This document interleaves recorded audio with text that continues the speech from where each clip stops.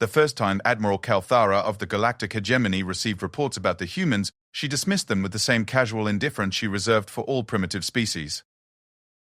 The intelligence briefing sat buried beneath more pressing concerns. A rebellion brewing in the Andorian sector, trade disputes with the merchant guilds, and the eternal political maneuvering that came with commanding the Third Fleet. Earth, according to the xenobiological survey teams, was an unremarkable blue-green planet orbiting an average yellow star in the outer spiral arm of the galaxy. Its dominant species had only recently achieved nuclear fission and were still confined to their home system. They possessed no quantum technology, no energy manipulation capabilities, and no apparent psychic abilities. The recommendation was standard. Ignore them for another 1,000 years until they developed enough to be worth conquering. That had been 5 years ago. Now, as Kalthara stood in the command center of the battleship Eternal Dominion, watching real-time footage of the Proxima colony burning, she wondered how her intelligence officers could have been so catastrophically wrong. The humans had appeared without warning 3 days ago. Not through the established hyperspace corridors that all civilized species used, not via the jump gates that the hegemony controlled, but somehow materializing from the void itself as if space had simply parted to let them through. Their ships were crude, bulky things that looked like they'd been assembled from scrap metal and held together with primitive chemical bonds. They had no energy shields, no plasma weaponry, no gravitic manipulation systems. They shouldn't have been able to hurt a hegemony scouting probe, let alone systematically dismantle one of the most heavily fortified colonies in the Outer Territories. But that's exactly what they were doing. "Status report," Kalthara commanded, her 3 eyes focused on the tactical display showing the human assault. Commander Vixens, her chief tactical officer, manipulated the holographic controls with his 6-fingered hands, bringing up detailed scans of the human vessels. 12 ships, Admiral, composition unknown. They appear to be using kinetic weaponry exclusively, projectile-based systems firing what our sensors identify as refined uranium cores at significant fractions of light speed. Kalthara's antenna twitched with confusion. Kinetic weapons? Are they completely primitive? That's what makes no sense, ma'am. These projectiles are moving at 0.7 light speed. The energy requirements to accelerate matter to that velocity would require technology beyond anything we've seen from a species at their development level. Our own kinetic systems can't achieve those velocities without massive energy expenditure. On the main screen, another section of Proxima Colony disappeared in a brilliant flash as a human projectile punched through the defensive barriers like they were tissue paper. The colony's plasma defense grid, capable of stopping asteroid impacts, hadn't even slowed the projectiles down. Casualties? Kalthara asked. Total. The colony's population was 8 million. Initial bombardment eliminated the government district, military installations, and primary population centers within the first hour. Survivors are minimal. The Admiral's mandibles clicked together in the hegemony equivalent of gritted teeth. Proxima Colony wasn't just any settlement. It was a fortress world, protected by planetary shields, and defended by an entire battle group. The humans had somehow bypassed every defensive system the hegemony had developed over 10 millennia of warfare. How did they penetrate our early warning systems?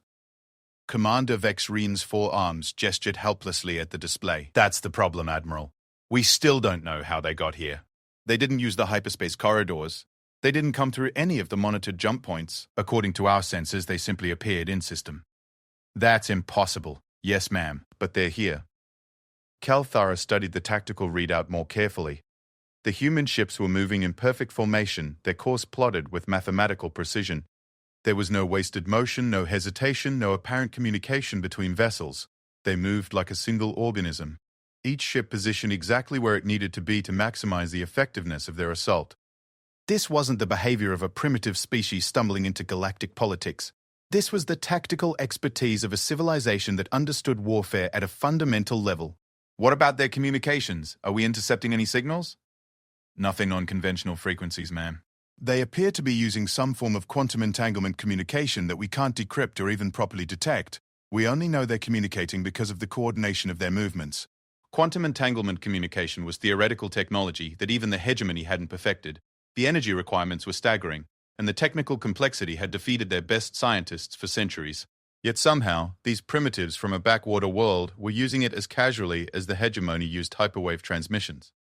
"Show me the ships again," Kalthara ordered. The main display zoomed in on the human fleet. Even at high magnification, the vessels looked like exactly what they were: ugly, functional constructs built for purpose rather than elegance. No smooth curves or artistic flourishes like hegemony ships. No aesthetic considerations at all. They were tools of war, nothing more and nothing less. But as Kalthara studied them more closely, she began to notice details that her initial assessment had missed. The hull plating wasn't random scrap metal as she'd first thought, but carefully arranged ablative armor designed to disperse energy impacts.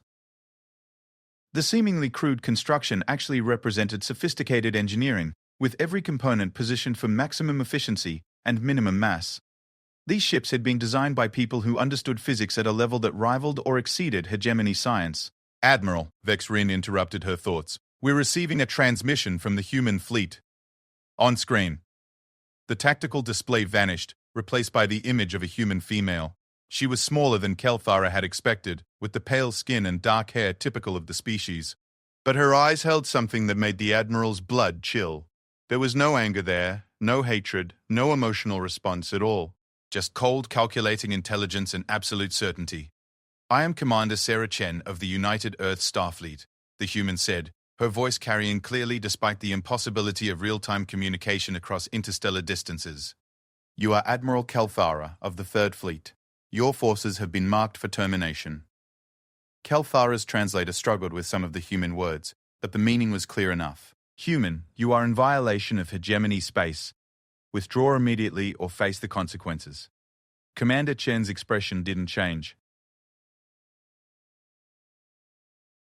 "Admiral, your government made contact with Earth 5 Standard years ago.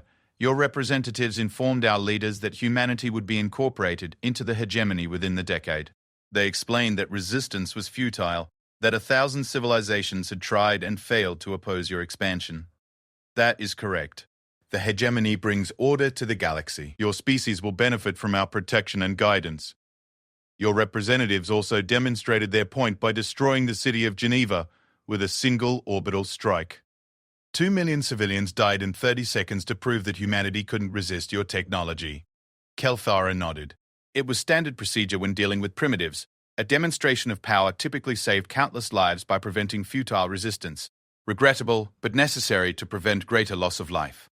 Commander Chen finally showed emotion, but not what the Admiral expected. Instead of rage or despair, the human smiled. It was the most terrifying expression Kalthara had ever seen. "Admiral, you made 2 mistakes that day." First, you assumed that humanity would respond to force the same way every other species has.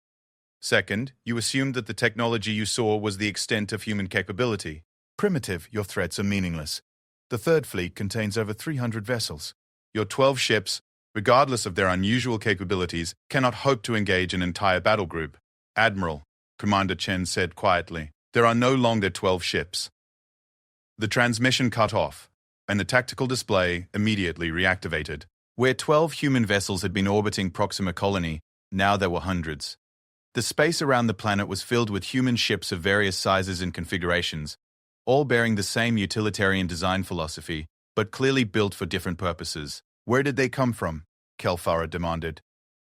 Vexrin was frantically working his controls, trying to make sense of the sensor readings. "I don't know, ma'am. They just appeared. No hyperspace signatures, no energy buildups, nothing. They're just here." "How many?" "Still counting, ma'am. Current total is 437 vessels and climbing." Kalthara stared at the display in growing horror. The human fleet was now larger than her own, and they'd managed to deploy it without triggering a single warning system. Either the hegemony's sensor technology was fundamentally flawed, or the humans possessed capabilities that defied everything she understood about space-time physics. "Ma'am," her communications officer called out, "we're receiving priority transmissions from across the sector. Hegemony outposts in 12 systems are reporting the appearance of human fleets."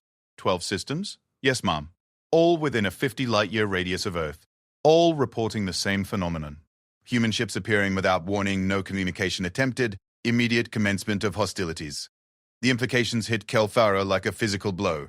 This wasn't a random attack or a desperate last stand by a doomed species. This was a coordinated military operation on a scale that suggested the humans had been planning it for years. They had somehow managed to deploy fleets across hundreds of light-years of space simultaneously, without using any detectable technology. "Admiral," Vexrin said, his voice tight with tension, "the human fleet is moving. They're coming directly for us." On the tactical display, the entire human armada was accelerating toward the hegemony battle group. No formation flying now, no careful positioning. Just a straight line assault that would bring them into weapons range within the hour. Battle stations, Kelthara ordered. All ships to prepare for engagement. We may not understand how they got here, but they're still just primitives with kinetic weapons. Our shields should be more than adequate. But even as she gave the orders, doubt gnawed at her confidence. The humans had already demonstrated capabilities that should have been impossible. Their appearance in system, their quantum communication, their ability to deploy massive fleets across galactic distances simultaneously. If they could do all that, what else were they capable of? She was about to find out. The first human projectiles reached the hegemony fleet 17 minutes later. Kelthara watched with grim satisfaction as the defensive shields flared to life, energy barriers designed to stop anything short of a direct hit from a stellar-class weapon. The primitive kinetic rounds would impact harmlessly against technology the humans couldn't even comprehend. The shields lasted exactly 3 seconds. The human projectiles punched through the energy barriers like they didn't exist, each impact sending cascades of feedback through the defensive systems. Kelthara watched in stunned disbelief as the battleship Righteous Fury, one of the most heavily armored vessels in the Third Fleet, simply disintegrated under a barrage of kinetic strikes. No explosion, no dramatic fireball. The ship just came apart, its molecular bonds severed by projectiles moving at velocities that turned matter into energy. "Shields are ineffective," Vixen reported unnecessarily. Human projectiles are composed of some form of exotic matter that passes through energy barriers, switching to evasive maneuvers. But the hegemony's massive warships, built for power rather than agility, couldn't match the humans' targeting precision. Every shot found its mark, and every hit was devastating. Within 15 minutes, 23 hegemony vessels were gone, reduced to expanding clouds of debris. "Return fire," Kelthara commanded. "All weapons, maximum power." The Third Fleet's response was immediate and overwhelming. Plasma cannons, particle beams, and quantum torpedoes lashed out across space in a display of firepower that could have sterilized entire planets. The energy discharge was so intense that it temporarily overwhelmed the tactical sensors. When the display cleared, every single shot had missed. The human ships had somehow anticipated the hegemony's targeting solutions and adjusted their positions accordingly. Not just random evasion, but precise counter-movements that suggested they understood hegemony weapon systems better than the hegemony did. "How is this possible?" Kelthara whispered. Her answer came from the communications console.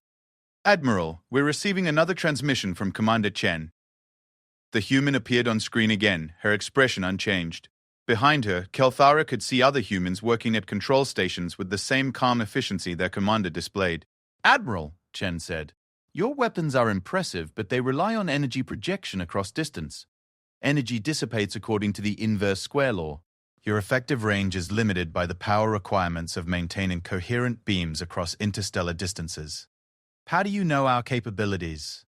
"We've been studying you for 5 years, Admiral.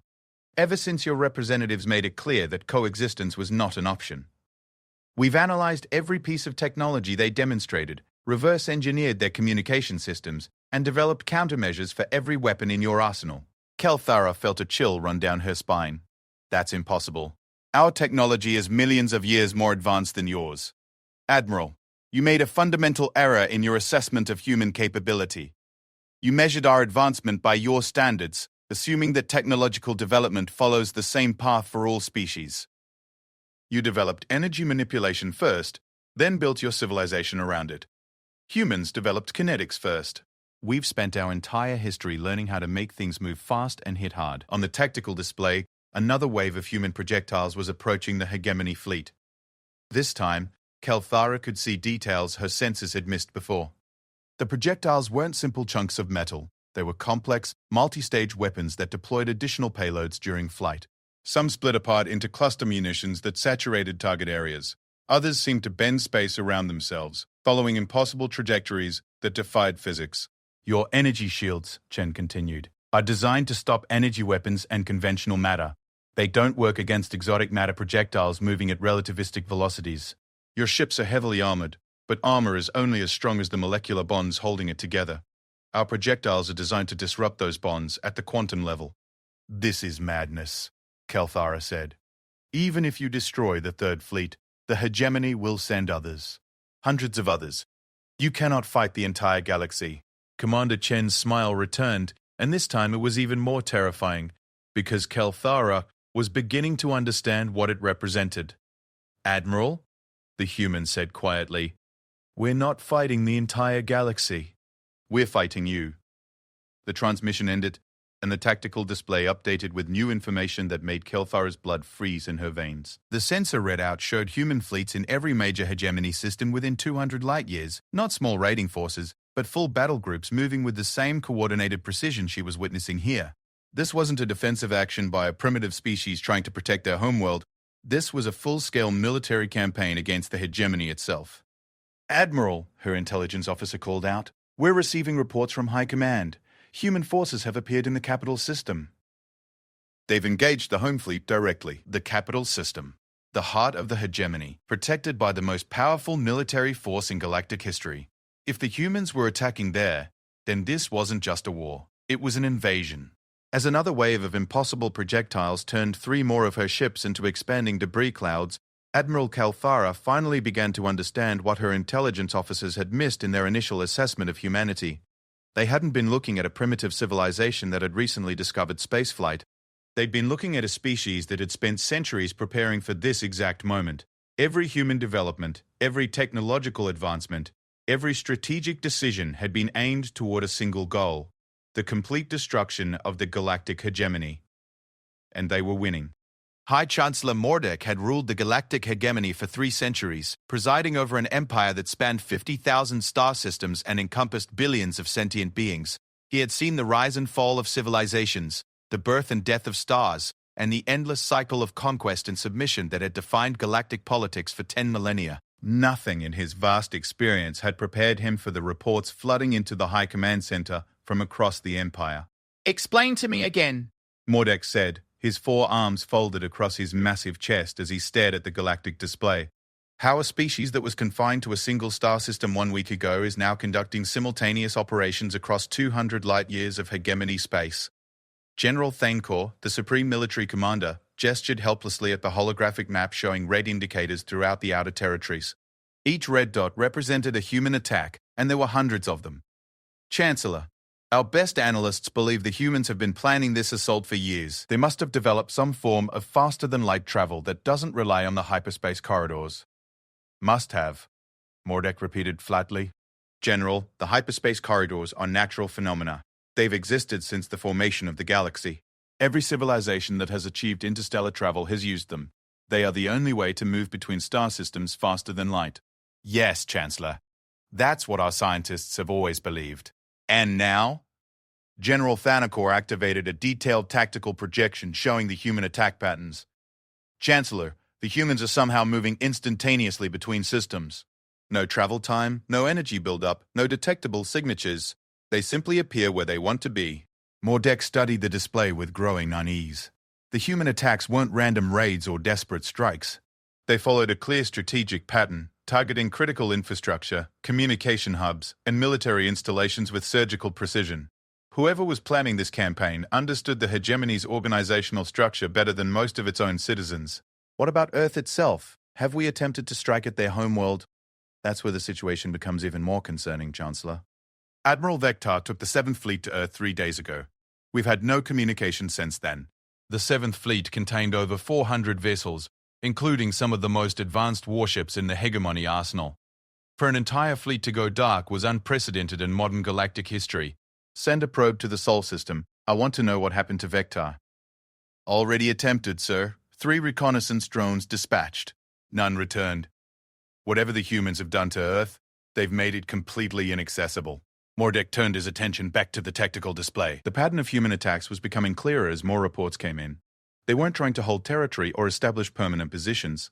Instead, they were systematically destroying the hegemony's ability to coordinate its vast military forces. "Show me the communication network status." The display shifted to show the hegemony's hyperwave communication grid.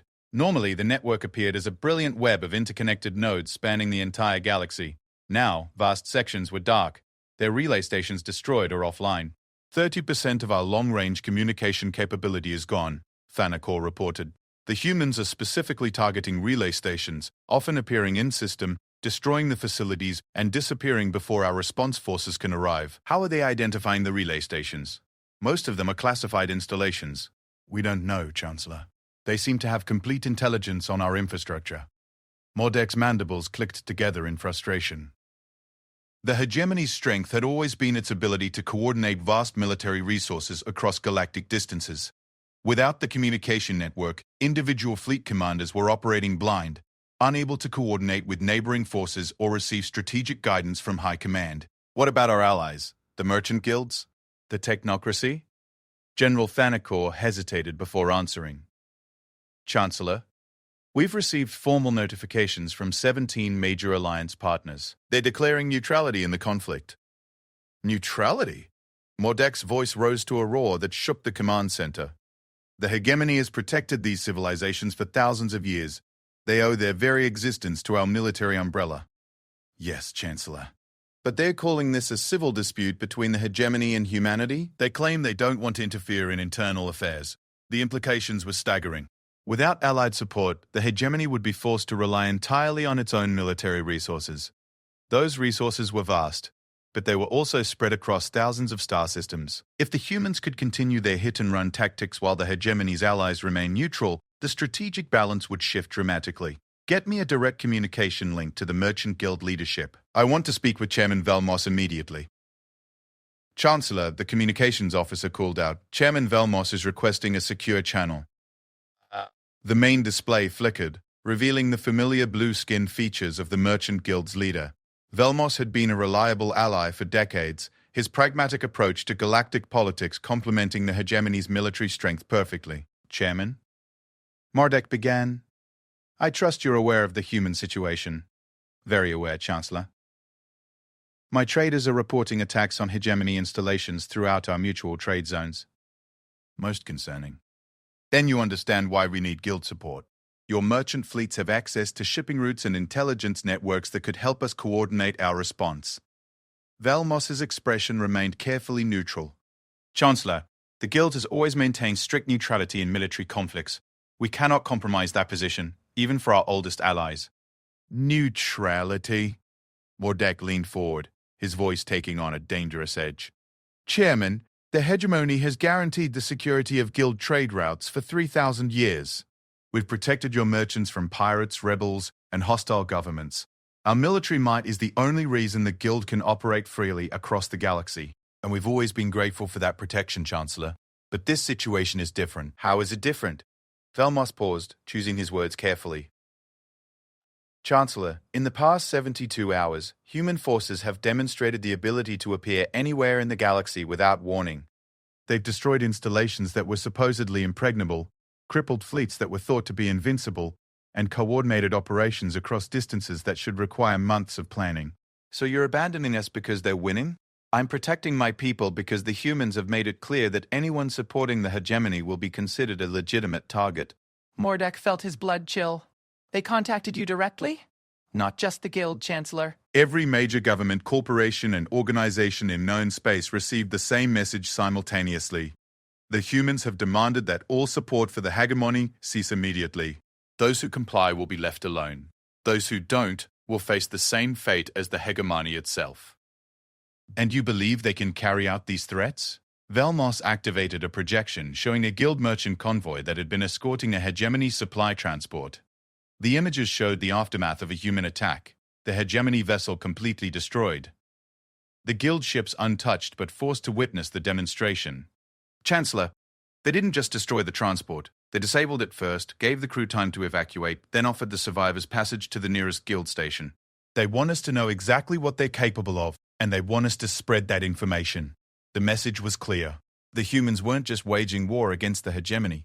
They were conducting a carefully orchestrated campaign to isolate their enemy diplomatically, while demonstrating overwhelming military superiority. Chairman, if the humans succeed in destroying the hegemony, what makes you think they'll honor their promises to leave you alone? Because, Chancellor, they've already proven they could destroy us if they wanted to. The fact that they're offering an alternative suggests they're interested in something other than random conquest. The communication ended, leaving Mordek staring at the tactical display with new understanding. The humans weren't following the standard pattern of galactic warfare. They weren't interested in territory or resources or submission. They were systematically dismantling the hegemony, while leaving everyone else untouched. General, he said finally, How many reserve fleets can we mobilize? All remaining forces are already deployed, Chancellor. We have no strategic reserve. What about the core world's defense fleet? Thankor hesitated. Chancellor, those ships haven't left the capital system in 500 years. They're designed for system defense, not interstellar operations. Then we bring the humans to us. Send word to all remaining fleet commanders. Full withdrawal to the core worlds. We'll make our stand there. Chancellor, that means abandoning the outer territories. Thousands of worlds, billions of citizens. Better to lose the territories than the entire empire. We fall back, consolidate our forces, and force the humans to come to us on our terms. The orders went out across what remained of the hegemony's communication network. From across the galaxy, battered fleet commanders received instructions to abandon their posts and retreat toward the core worlds. It was the first strategic withdrawal in hegemony history, a recognition that their traditional doctrine of overwhelming force was inadequate against this new enemy. The retreat began immediately, but it didn't go unnoticed. Admiral Sarah Chen stood on the bridge of the UES Defiance, watching the hegemony fleet streaming toward the galactic core. The tactical display showed hundreds of ships in full retreat, abandoning outposts and colonies that had been hegemony strongholds for millennia. They're falling back to the core worlds, her tactical officer reported. Looks like they're planning to make a stand there. Expected, Chen replied. They're hoping to force us into a conventional engagement where their superior numbers might matter. Admiral, our projections show the core world's defense fleet contains over 2,000 vessels. Even with our technological advantages, those odds are concerning. Chen smiled, the same cold expression that had terrified Admiral Kelthara. Commander, the hegemony still doesn't understand what they're facing. They think this is a war between civilizations, fought according to the traditional rules of galactic politics. Isn't it? No, this is an extermination. The bridge fell silent as the implications of her words sank in. Chen turned to address her entire crew, her voice carrying clearly throughout the ship. For 5 years, we've prepared for this moment. We've studied every aspect of hegemony civilization, learnt their weaknesses, developed technologies they can't comprehend or counter. We've built weapons they can't defend against, and strategies they can't predict. She gestured toward the tactical display showing the retreating enemy fleets. The hegemony believes that warfare is about ships and weapons and tactics. They're wrong. Warfare is about will. It's about being willing to do whatever is necessary to achieve your objectives. Admiral, her communications officer called out. We're receiving a priority transmission from Earth Command. On screen, the display flickered, revealing the familiar features of Fleet Admiral Marcus Torres, the architect of humanity's military expansion. Behind him, Chen could see the sprawling command center that coordinated human operations across the galaxy. Admiral Chen, Torres said, congratulations on the success of Operation Starfall. The outer territories are secure, and hegemony forces are in full retreat. Thank you, sir. Our losses were minimal, and hegemony resistance collapsed faster than projected. Good. However, intelligence indicates they're massing their remaining forces at the core worlds. Over 2,000 ships, including their planetary defense platforms. Understood, sir. Do we have authorization to proceed to Phase 3? Torres paused, and Chen could see the weight of the decision on his face. Phase 3 represented the point of no return, the moment when humanity would cross a line that could never be uncrossed. Admiral, the President has authorized full implementation of the final protocol. You are cleared to use all available resources to ensure the complete elimination of the hegemony threat. Acknowledged, sir. Initiating Phase 3 immediately. The transmission ended, and Chen turned back to her crew. The final protocol had been humanity's most closely guarded secret, a weapon so terrible that its very existence was known only to a handful of military leaders. All ships, she commanded. Prepare for quantum fold displacement. Target: the core worlds. Operation parameters: total sterilization. Across space, the human fleet began to shimmer as reality bent around them. The hegemony had spent millennia perfecting faster-than-light travel through hyperspace corridors. Humanity had gone one step further. They had learned to step outside of space-time entirely. As the human fleet prepared to deliver the final blow to an empire that had ruled the galaxy for 10,000 years, Admiral Chen allowed herself one moment of satisfaction.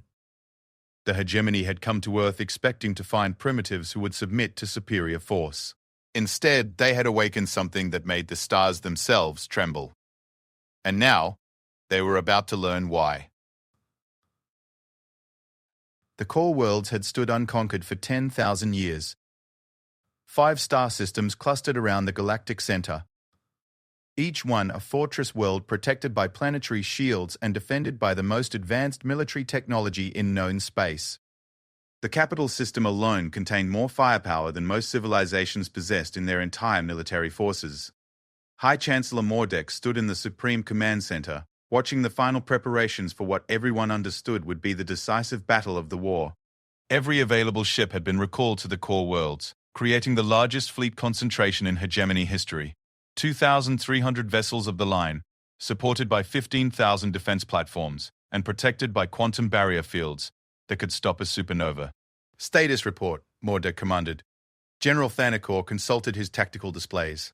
All defensive positions are active, Chancellor. The home fleet is deployed in a spherical formation around the capital system. The other core worlds have been evacuated, their populations relocated to deep space installations. What about the planetary guns? All operational. Each world now mounts 500 siege-class energy cannons capable of engaging targets at light-hour distances. If the humans appear anywhere in the system, we'll be able to hit them immediately. Mordek nodded grimly. The hegemony had sacrificed its entire outer empire to concentrate its forces here. If they couldn't stop the humans in the core worlds, there would be nowhere left to retreat. Any word from our deep space reconnaissance? Nothing, Chancellor. The humans seem to have vanished completely after our forces withdrew from the outer territories. No ship movements, no energy signatures, no communications intercepts. It's as if they simply disappeared. That worried Mordek more than an obvious build-up would have. The humans had demonstrated an unsettling ability to appear anywhere without warning. The longer they remained undetected, the more likely they were planning something unprecedented. Chancellor, the communications officer called out. We're receiving a transmission on emergency frequencies. It's from Admiral Vector. Mordek felt his blood surge with hope. Vector had been commanding the 7th Fleet when it disappeared near Earth. If he was alive, he might have intelligence on human capabilities. Put him through immediately. The main display activated, revealing the familiar face of Admiral Vector. But something was wrong with the image. The Admiral's usual confident bearing was gone, replaced by an expression of hollow defeat that Mordek had never seen before. Chancellor, Vector said, his voice barely above a whisper. I need to report the complete loss of the 7th Fleet. What happened, Admiral? Vector's eyes stared past the camera as if seeing something beyond the present moment. We achieved orbit around Earth without incident. The planet appeared defenseless. No orbital installations, no energy signatures, nothing but primitive cities and industrial centers. And then? We began standard bombardment procedures. The plan was to demonstrate our power by destroying major population centers, then demand surrender. Vector paused, his hands trembling slightly. Chancellor, we never got the chance to fire a single shot. Explain. The moment our targeting systems locked onto the surface, the Earth itself responded. The entire planet, Chancellor. Every ocean, every landmass, every atmosphere particle. It all moved. Mordek leaned forward. That's impossible. Planets don't move. The Earth shifted out of phase with normal space-time. I watched it happen on our sensors. One moment we were in orbit around a solid world. The next we were floating in empty space while the planet existed in some other dimensional framework entirely. Admiral, what you're describing violates every known law of physics. Yes, Chancellor. That's when I realized we weren't fighting a civilization. We were fighting something that had transcended the normal limitations of matter and energy. The implications sent a chill through the command center. If the humans could manipulate space-time on a planetary scale, what else were they capable of? What happened to your fleet? They came out of phase space gradually. Not ships, Chancellor. Individual humans. They appeared directly on our bridge, in our engineering sections, in every critical area of every ship simultaneously. No environmental suits, no breathing apparatus. They walked through vacuum as if it were atmosphere. How many? 1 per ship. Just 1 human for each of our 400 vessels. They weren't armed, weren't aggressive. They just walked up to our command stations and began explaining what was about to happen. Mordek felt his 4 hearts skip beats. Explaining what? That humanity had evolved beyond the need for ships or weapons or armies. That we were fighting the equivalent of gods using primitive tools. The human who appeared on my bridge said they had been hoping we would understand this and withdraw peacefully, but you didn't surrender. I ordered my ships to open fire on the humans who had materialized on our bridges. Standard plasma charges at point-blank range. Vector's voice became even quieter. The energy passed right through them without effect. They absorbed our weapons fire like it was sunlight. Then what? They began demonstrating their actual capabilities. The human on my bridge reached out and touched our quantum core with her bare hand. She didn't disable it or destroy it. She rewrote the fundamental constants that govern nuclear physics within our power systems. Our core began generating energy according to principles that don't exist in normal space. Mordek gripped the command rail with all four hands. Are you saying they can manipulate physical laws directly? Chancellor, I watched this human convert our antimatter reserves into something that doesn't have a name in any language. Matter that existed in multiple dimensions simultaneously. Matter that could be solid and energy and pure information all at once. What did they want from you? They wanted us to understand what humanity had become during the 5 years since our first contact. They explained that the demonstrations we had witnessed, the destruction of our fleets and bases, all of that was accomplished using primitive technology left over from their pre-transcendence period. Pre-transcendence? According to the human I spoke with, the species underwent what they called an evolutionary singularity 18 months ago. They moved beyond physical existence as we understand it.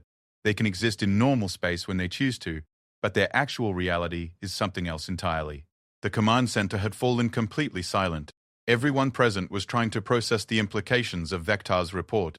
Admiral, Mordek said carefully, how are you still alive? They let me go, Chancellor. They sent me back to warn you. The human said that what you're planning here, this final stand in the core worlds, would force them to respond with their actual capabilities rather than the limited demonstrations they've been showing so far. What does that mean? Vektar looked directly at Mordek through the transmission, and for the first time in 3 centuries of military service, the Chancellor saw true fear in a subordinate's eyes. Chancellor, they offered to show me what would happen if humanity stopped restraining itself. I thought I was ready to see anything after commanding fleets for 200 years. Show me.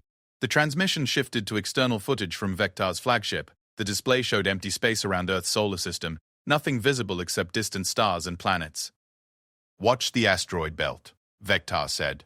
On the display, the rocky debris field that orbited between Mars and Jupiter began to glow. Not with energy or heat, but with something that hurt to look at directly. The asteroids themselves started to change, their surfaces becoming fluid and responsive. They converted the entire asteroid belt into a computational matrix, Vektar explained. Every rock, every grain of dust, became part of a thinking system larger and more complex than anything we've ever imagined. The image zoomed out, showing the full solar system. The asteroid belt was now pulsing with patterns of light that suggested vast, incomprehensible intelligence. Then they showed me what this system could do. The asteroid belt suddenly contracted, condensing into a single point of brilliant light. For a moment, nothing happened. Then space itself began to ripple outward from that point, reality bending and flowing like liquid. They created a localized alteration in the structure of space-time, Vektar continued.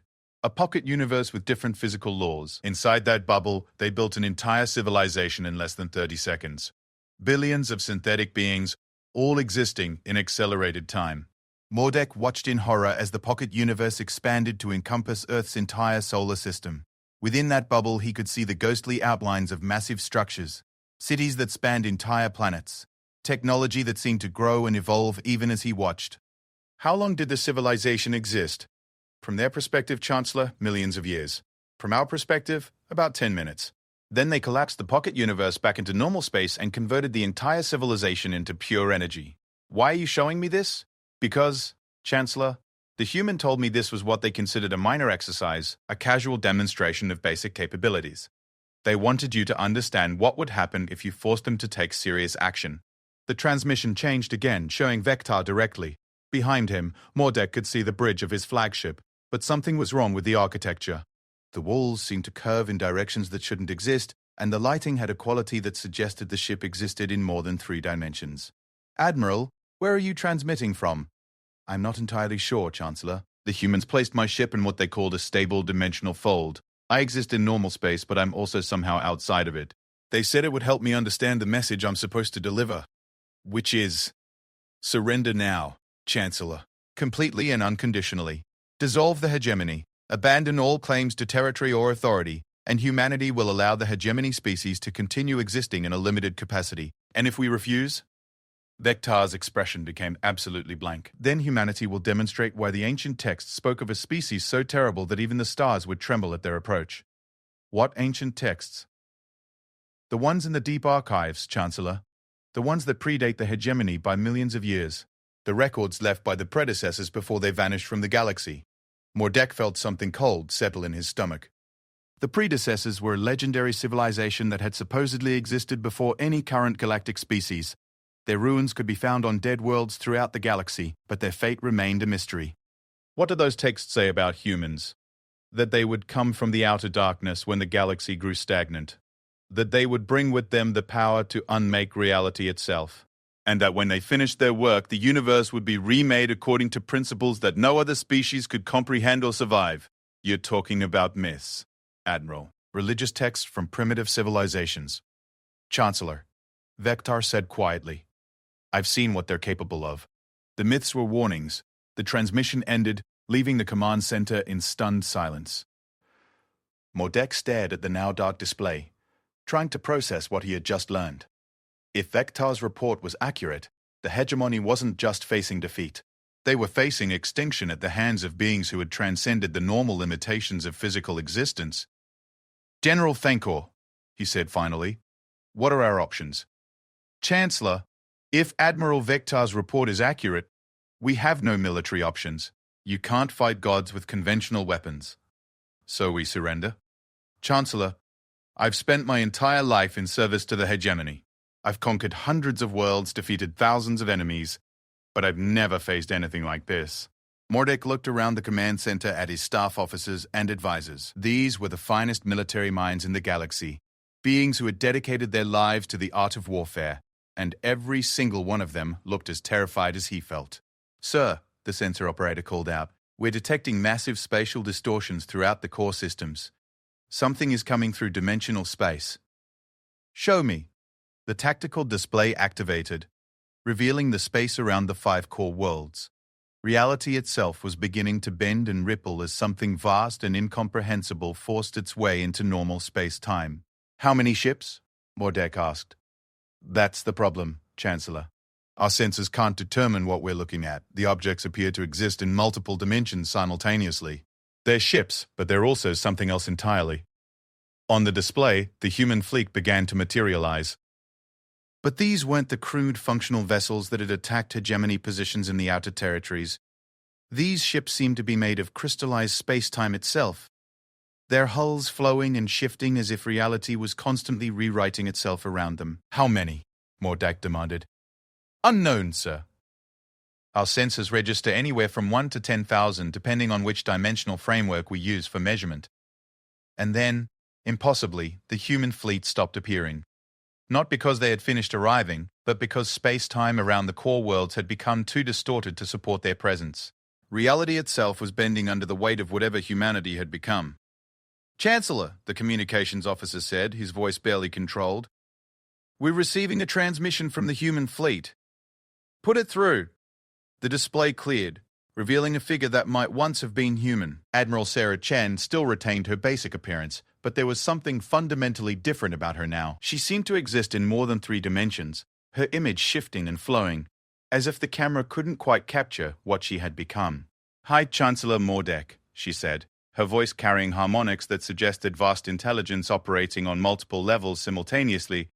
I am offering you one final opportunity to surrender, and if I refuse... Admiral Chen's expression didn't change, but somehow the space around her seemed to grow darker.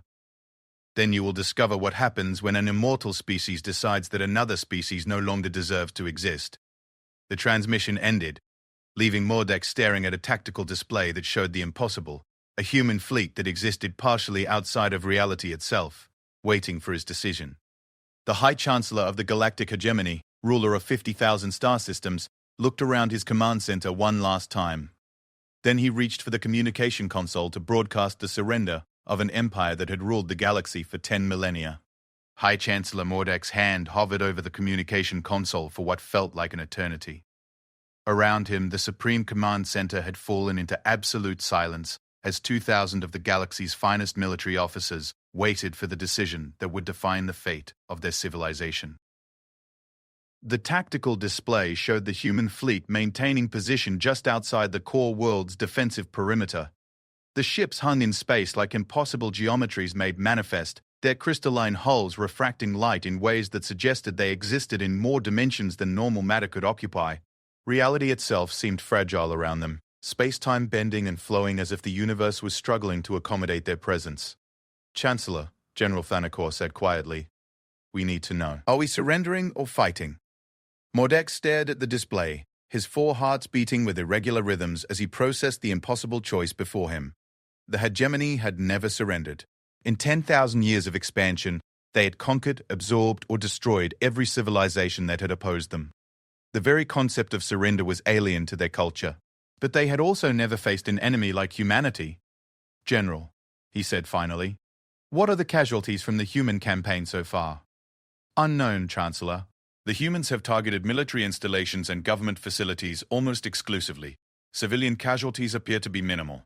They've been surgical, precise. Yes, sir. They could have destroyed entire worlds, but they've chosen not to. Even when they attack population centers, they seem to go out of their way to minimize civilian deaths." That was perhaps the most unsettling aspect of the entire war. The hegemony had prepared for a species that would fight like every other enemy they had encountered, with maximum destruction and minimum restraint. Instead, humanity had demonstrated a level of strategic precision that bordered on the supernatural.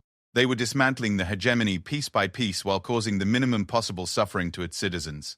"Sir," the sensor operator interrupted, "we're detecting additional spatial distortions.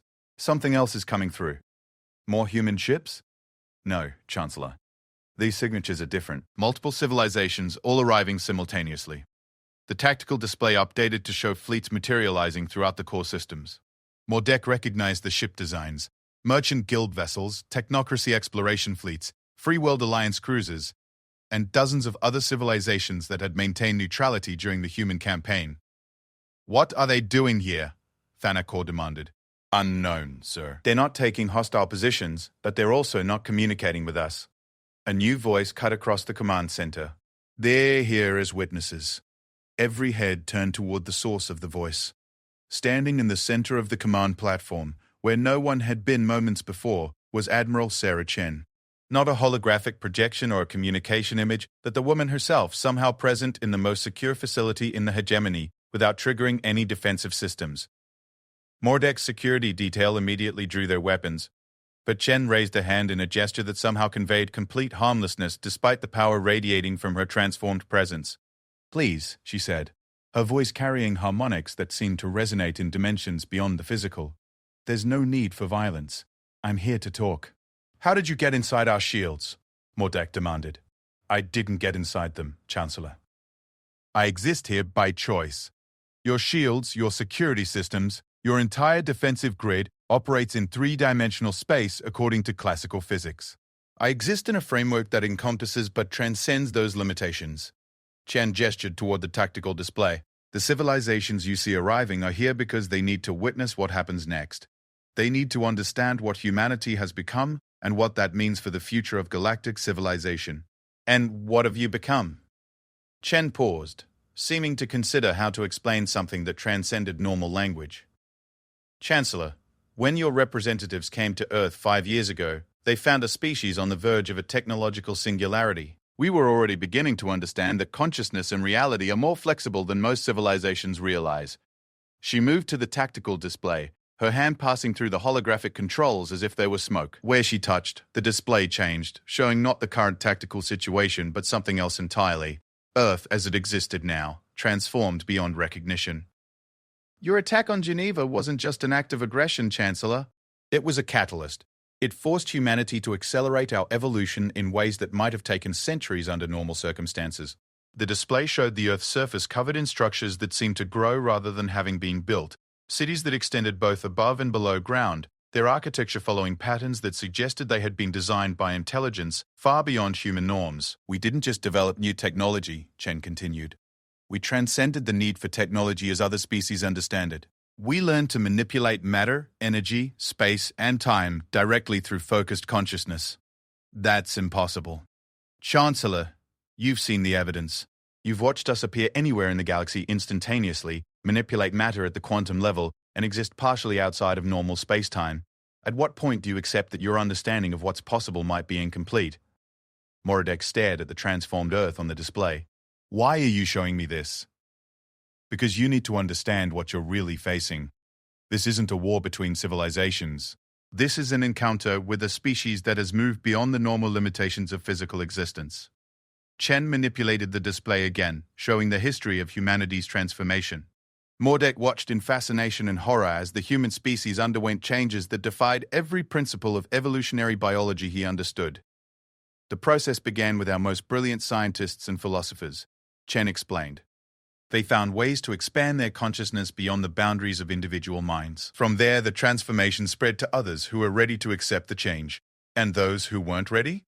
They remain human, in the traditional sense. About 30% of our species chose to maintain their original form and capabilities. They're the ones operating the ships you've been fighting. The ones like me exist in a different state entirely. The implications were staggering. The human ships that had terrorized the hegemony weren't even operated by the transformed members of their species. They were using primitive technology operated by the humans who had chosen not to evolve. What do you want from us, Admiral? Chen turned away from the display to face Mordek directly. When their eyes met, he felt something that he had never experienced before. The presence of an intelligence so vast that his own mind felt like a flickering candle in comparison. We want you to choose, Chancellor, evolution or extinction. Explained, the hegemony represents a dead end for galactic civilization. You've created a system based on domination and stagnation. For 10,000 years, you've prevented the natural development of consciousness that leads to transcendence. She gestured toward the fleets visible on the tactical display. Every one of those civilizations has the potential to undergo the same transformation humanity has experienced. But the hegemony's influence has kept them locked in primitive patterns of thinking. So you're going to destroy us? Only if you force us to, Chancellor. We're offering you an alternative. Chen activated the display again, this time showing a projection of what the galaxy might look like in the future. Instead of the rigid territorial boundaries that define current civilization, the image showed something fluid and organic, civilizations existing in multiple dimensions simultaneously. Consciousness expanded beyond individual limitations, matter and energy responding to directed thought rather than crude technology. This is what the galaxy can become, Chen said. A community of transcended species exploring realities that you can't even imagine. But it requires the removal of systems that prevent evolutionary development. You want us to dissolve the hegemony. We want you to evolve beyond the need for the hegemony. Chancellor, your species has tremendous potential. Your natural aggression, properly directed, could drive explorations into realms of existence that even humanity hasn't discovered yet. Mordek studied the projection, trying to process what he was seeing. And if we refuse? Chen's expression became absolutely neutral, but somehow the space around her grew darker. Then humanity will demonstrate why even advanced civilizations refer to us in their most ancient texts as the species that makes the stars tremble. You've read the predecessor archives. We wrote them, Chancellor. The words hit Mordek like a physical blow. That's impossible. The predecessors vanished millions of years ago. We didn't vanish. We evolved beyond the need for physical existence in this reality. But we left records for the civilizations that would come after us, hoping they would eventually reach a point where they could understand what we had become. Chen manipulated the display one more time, showing images that Mordek recognized from the deepest archives of hegemony archaeology. Predecessor ruins on dead worlds throughout the galaxy, their architecture following the same impossible patterns he was now seeing in the transformed human cities. Humanity is returning to this reality because the galaxy has reached a critical point in its development. Consciousness across thousands of species is approaching the threshold of transcendence. But artificial barriers like the hegemony are preventing that natural evolution. So you've come back to remove those barriers. We've come back to offer choice, Chancellor. Evolution or extinction. Transcendence or annihilation. The decision is yours. Around the command center, Mordek's officers were staring at the display with expressions of awe and terror. They were seeing the true scope of what they faced. Not just a technologically superior enemy, but a species that had transcended the normal boundaries of existence itself. Admiral, Mordek said carefully, if we agree to dissolve the hegemony, what happens to our people? Those who are ready will be guided toward transcendence. Those who aren't will be allowed to exist in whatever form they choose, free from the limitations that the hegemony has imposed on galactic development. And if we choose to fight? Chen's form seemed to become more solid, more present, as if she was focusing her full attention on this moment. Then you will discover what happens when a transcended species stops restraining itself. The tactical display changed without Chen touching it, showing the space around Earth's solar system. But now Mordek could see what Admiral Vector had tried to describe. Structures that existed in multiple dimensions simultaneously. Constructs of pure consciousness that spanned light years and seemed to be aware of his observation. This is one solar system, Chancellor. We have similar installations throughout the galaxy, all of them operating in dimensional frameworks that your science can't detect. If you force us to take direct action, we will reshape reality itself to ensure that the barriers to galactic evolution are permanently removed. You're talking about genocide. We're talking about natural selection on a cosmic scale. Species that can adapt to expanded consciousness will survive and flourish. Those that cannot will find other forms of existence. Mordek looked around his command center one final time. These beings had dedicated their lives to serving the hegemony, believing they were protecting galactic order. Now they were being asked to accept that their entire civilization was nothing more than an obstacle to cosmic evolution. But as he stared at the impossible display showing humanity's true capabilities, Mordek realized that the choice was simpler than he had thought. Surrender meant the end of the hegemony, but the survival of his people. Resistance meant facing beings who had literally transcended the normal limitations of existence. Admiral, he said finally, what exactly are you asking us to do? Admiral Sarah Chen stood motionless in the center of the hegemony's supreme command center, her transformed presence radiating an authority that transcended military rank or political power.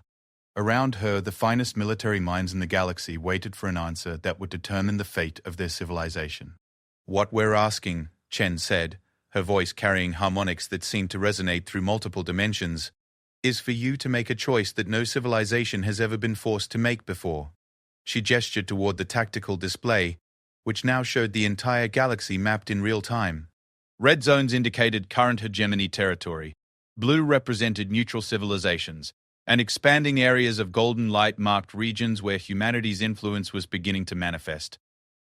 For 10,000 years, the hegemony has imposed a single model of civilization on the galaxy. Centralized authority, technological stagnation, consciousness limited to individual biological forms. This system has prevented the natural evolution of intelligence that leads to transcendence.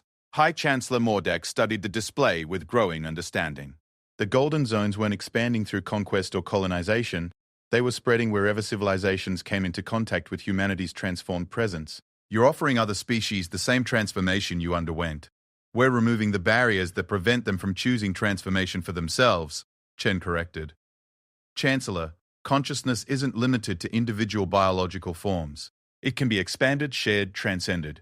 But artificial systems like the hegemony create fear and dependency that keep species locked in primitive patterns. She manipulated the display to show detailed images of the transformations occurring in the golden zones. Mordek watched in fascination as entire civilizations seemed to blossom like flowers, their cities becoming organic, their technology evolving from crude machinery to extensions of directed consciousness. The technocracy dissolved their government 3 days ago, Chen continued. Not through conquest or coercion, but because they realized that their artificial hierarchies were unnecessary. Once their consciousness began expanding beyond individual limitations. You're describing the end of civilization as we know it. We're describing the beginning of civilization as it was meant to be. Chancellor, every advanced species eventually reaches this threshold. The choice is always the same: evolve or become extinct. The hegemony has been artificially prolonging the primitive phase of galactic development. General Thankor stepped forward, his forearms folded in the traditional hegemony posture of skeptical authority. Admiral, what you're describing sounds like assimilation. You're asking us to give up everything that makes us who we are. Chen turned to face the general, and for a moment her transformed nature became more apparent. Her image seemed to exist in multiple locations simultaneously, as if she was having this conversation across several dimensional frameworks at once. General, what makes you who you are? Your position in the military hierarchy? Your loyalty to a political system? Your biological form? My experiences? My choices? My individual consciousness? And you believe those things would disappear if your consciousness expanded beyond its current limitations? Thankor hesitated. Wouldn't they? Chen smiled, and for the first time since her arrival, her expression carried something recognizably human. General, I remember every moment of my existence before transcendence. I remember my childhood on Earth, my training in the fleet, every battle I fought as an individual consciousness, but now I also remember things that happened to other humans, experiences of beings in other dimensions, the formation of stars and the birth of civilizations. She gestured toward herself. I haven't lost who I was, General. I've become more than who I was. The command center fell silent as the implications sank in. Mordek found himself trying to imagine consciousness expanded beyond individual limitations, memory that encompassed the experiences of entire civilizations, awareness that spanned multiple dimensions simultaneously. Chancellor, his communications officer called out. We're receiving reports from across the core systems. The neutral civilizations are requesting permission to land delegations on all 5 worlds. For what purpose? They want to establish what they're calling transition centers, facilities to help hegemony citizens who choose to undergo consciousness expansion. Mordek felt something cold settle in his stomach. The neutral civilizations had been watching this confrontation, and they were already preparing for the hegemony's dissolution. The galaxy's political structure was realigning itself around humanity's new paradigm. Admiral, he said carefully, what happens to those who don't choose transcendence? They continue to exist in whatever form they prefer. Chancellor, consciousness expansion isn't mandatory. About 30% of humanity chose to remain in their original biological forms. They're still human, still individual, still making their own choices. But they're part of a civilization dominated by transcended beings. They're part of a civilization where transcended and non-transcended consciousness work together. The expansion doesn't create hierarchy. Chancellor, it creates collaboration on a scale that individual consciousness can't achieve alone. Chen manipulated the display again, showing Earth in its current transformed state. Mordek could see both types of human civilization coexisting. Cities where individual humans lived in traditional biological forms, and vast organic structures where transcended consciousness manifested in ways that defied normal physics. The non-transcended humans handle tasks that require individual perspective and biological intuition. The transcended humans handle coordination across multiple dimensions and manipulation of large-scale reality structures. Neither could accomplish what they do together. And if the hegemony species proves incompatible with transcendence? Chen's expression became carefully neutral. Every species has the potential for consciousness expansion, Chancellor. But some require longer adaptation periods than others. Ask. That's not what I asked.